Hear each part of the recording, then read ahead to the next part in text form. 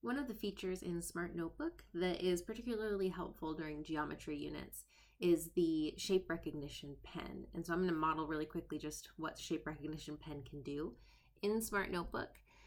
Usually you have the cursor as the typical setting. And so if I go down to my pens tool, I'm going to select that.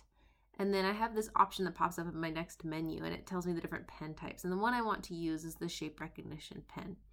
So something kind of frustrating with some of the triangle shapes that you might have access to in other tools is that it might have a generic triangle, but you can't play around with the angles. And something really neat about the shape recognition pen is that it tries to mimic as best it can the actual shape you're creating. So if I make my basic isosceles triangle, sure, it'll identify that.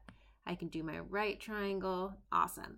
But then you can get into our tiny little acute triangles too. And so it has a nice variety of options, and it really does try to mimic the shape that you are creating. If I've created my shapes and I want to kind of go a little bit further, I'm going to select my cursor, and then in order to select the shape itself, I just kind of click on the edge, and suddenly the shapes toolbar pops up in that upper right hand corner. If I select this, there's a couple of other options that I can achieve with this tool. So one of them is interior angles. Oh my goodness, indeed it was an isosceles triangle. I also could use side lengths, and we could start working on finding some similarities between our right triangles.